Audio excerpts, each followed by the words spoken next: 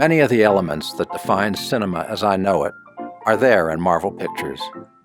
What's not there is revelation, mystery, or genuine emotional danger. Nothing is at risk. For anyone who dreams of making movies, or who's just starting out, the situation at this moment is brutal and inhospitable to art. And the act of simply writing those words fills me with terrible sadness. Martin Scorsese.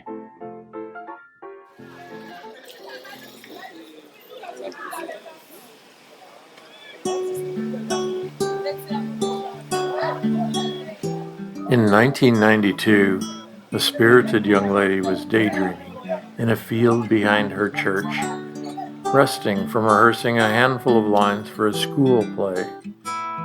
Born in a village 40 kilometers west of Port-au-Prince, Haiti, Joselie Saint-Hilaire spent many afternoons performing for an imaginary audience, sometimes in preparation for a school or church event, more often for herself. When friends were around, she would recruit them to play parts in her impromptu plays. When alone, she'd split her personality to fit each required role. After a day's work of fooling around, Joselie would submit herself to the ambitious whims of her imagination, allowing her thoughts to be carried into the future by the wind tugging her back. In these moments, she dreamt of one thing.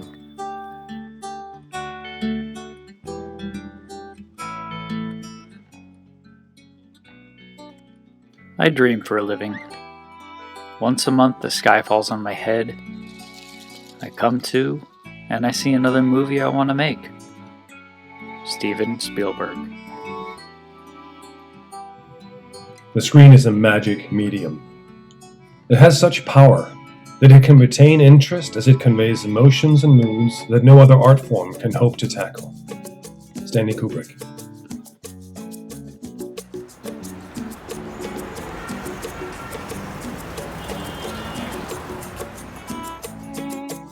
Hollywood is not only a geographical place on the map of the world, but an idea and frame of mind. There is something that happens in a Hollywood studio that evokes brilliance, serendipity, and nostalgia all at once. No other place has as much talent and as many technicians dedicated to the entertainment industry as Hollywood. It is here that film, television, and radio studios thrive at the highest level of expertise.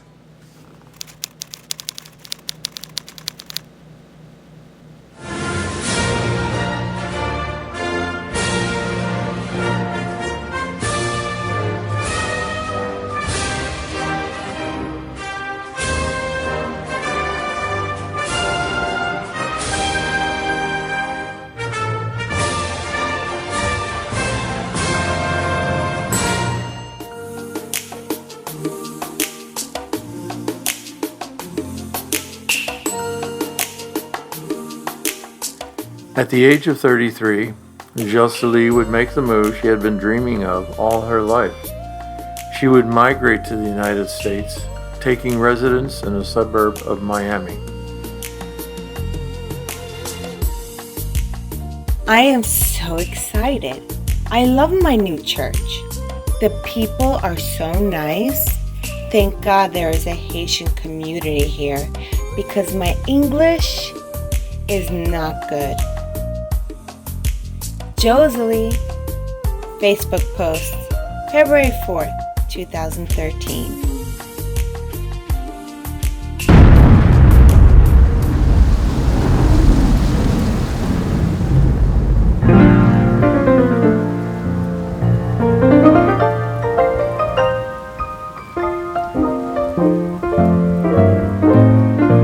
By the time Joselie had assimilated into American society, its boasting, all-powerful film industry had collapsed.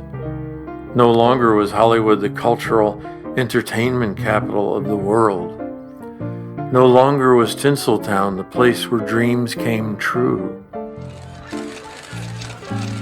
The studio system, that had once symbolized the idyllic lifestyle of the rich and famous had crumbled. All its marvel and magic buried in a shallow grave, hollowed out by immorality.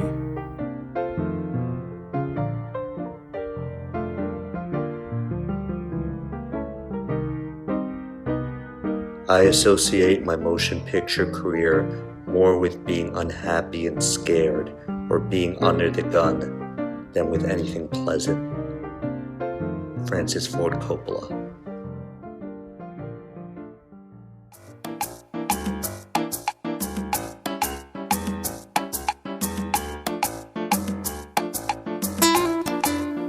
Not one to brood over lost opportunities, the spirited daydreamer from the field behind the church got to work on building her own community of artists and actors, writers and filmmakers, people as passionate as her in telling stories.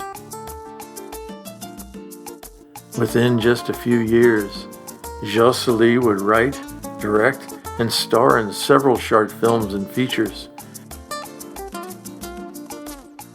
some of which would bring her great notoriety on social media and video platforms.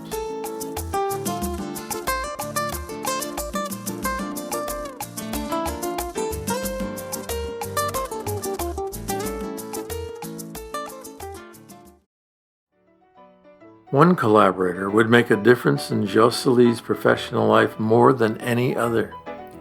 A Belgian transplant with Haitian ancestry and an American education, a world-traveling photojournalist, an entrepreneur, a cinematographer, a film theorist, and a dreamer himself. His name was René Leonard, and he would transform Joselie's vision for a Global Filmmakers Association into a reality. Every filmmaker should have their day. This is the idea that started GFA. Every filmmaker should have the opportunity to make their movies. Together, they would create the single most important independent film association the world had ever seen. And they would do it, in part, by producing a $12,000 feature with a handful of friends, a small fortune of favors, and a healthy dose of faith in their community, themselves, and in God.